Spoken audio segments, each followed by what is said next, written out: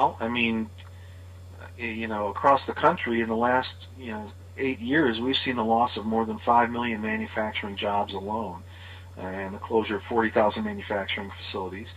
And those 5 million jobs are not just the skilled frontline workers, but hundreds of thousands, up to 800,000 of these are the professional technical workers in these industries as well. The research, the design, the engineers, this pool of skilled talent from the workers to the professionals in these industries that actually innovate and make things.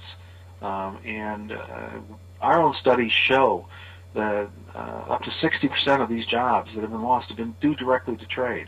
The current free trade agreements address the problem of the 1930s, which is tariffs. They don't address the 21st century problems of non-tariff problems, like other countries undervaluing their currency. For example, China has a 35% undervalued currency, which makes their goods 35% cheaper than they would be in a free market. The old-style free trade agreements, which have been put in place in the last 20 years, were sold under a free trade sort of theory, but in practice they were really to allow transnational companies to set up production overseas and to allow cheap imports. So the result was that we gave access to the U.S. market, which is the most lucrative market in the world with the wealthiest consumers, which is fine, except that we didn't gain access in return. And to the extent we did gain some access, it was to markets with poor people that were struggling to get along day by day. So the predictable result was this huge trade deficit.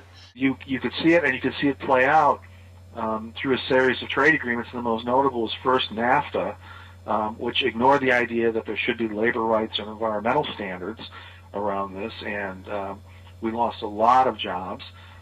We put a lot of people off the land in Mexico that created part of the illegal immigration problem that the United States faced in the last decade.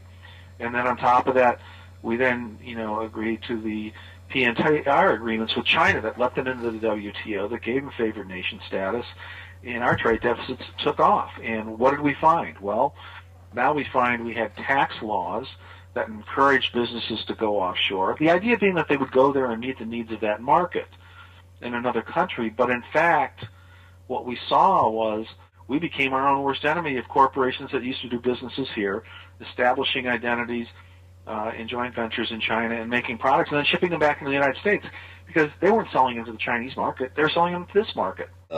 Anybody that produces anything in this country has to really go above and beyond the normal call of duty to put things on the market at a cost that is really well below the cost of our production here, in order to have an opportunity to compete in the local global marketplace.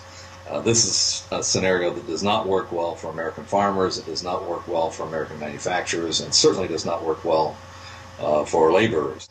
The people that have the greatest knowledge of international trade in this country are the people who work for multinationals. Mm-hmm. It used to be that the leaders of our nation could turn to those heads of corporations and depend on them to give them good advice on what is good for America. The problem is the advice they're getting today is the advice that's good for their corporations, their multinationals, who are building plants abroad and are importing components and subassemblies here. We have transnationals, which are the entities that provide the well-paid and very smart lobbyists to engage in trade policy. Nobody else was engaging. And so they look at what will benefit their companies. And if they are the only voice in the process, they get what benefits their companies. Now real people are engaging. That is CPA. One of the more important things about this coalition is the nature of the coalition. That we are a cast of unlikely characters to be together, and people are always surprised when we come into a room together and you go, wait a minute, you got manufacturers and a lot of them aren't even union ones, and geez, you got unions and you got farmers and you got ranchers. What are all you people doing together?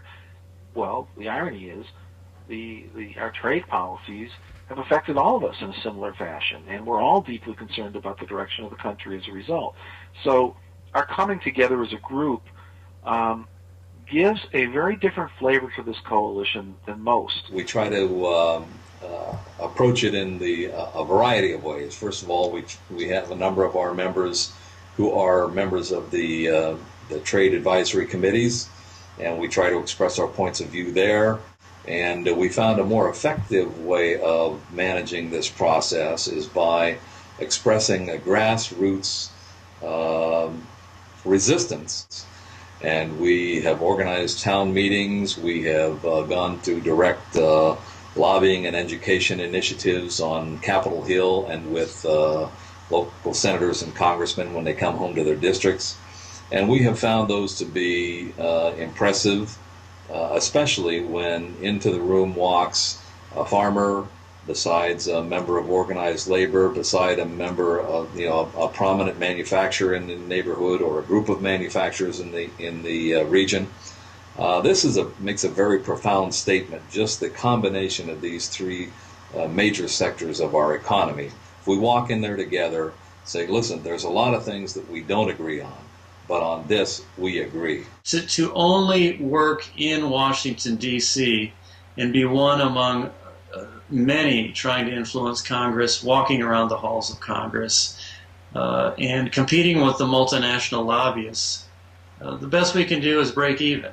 But if we go home to the districts where people are trying to find jobs, are trying to keep jobs, are trying to keep their farms, are trying to keep their companies, the multinationals aren't there. Their lobbyists are not there. And that's where people talk, where they read the editorial page, where they go to the coffee shops, and that's where these ideas resonate, because they're true and they're right and they're not obscured by the rhetoric and misinformation.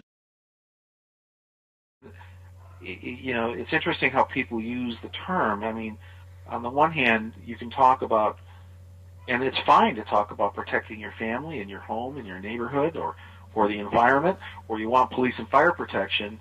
But the second you start talking about doing anything to protect our jobs or our businesses and invest in our country, that somehow this becomes a negative.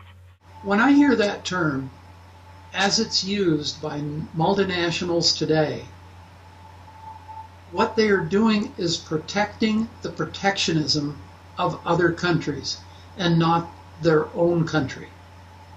They don't care about what's happening in our country. They're concerned about what's happening where they're building plants and protecting the advantages that they have with plants in those countries. If you are a head of household or in a household and you lose your job, there is nothing that harms you and is more personal to you than that financial blow, which is a blow to your ability to make a living, ability to have health care, your self-confidence, your ability to get along with your spouse, your ability to look to your kids and feel that you're providing for them. Every time we offshore a manufacturer to a third world country, whether it's India, Asia, or elsewhere, the particulate pollution increases by anywhere from 5 to 10 times.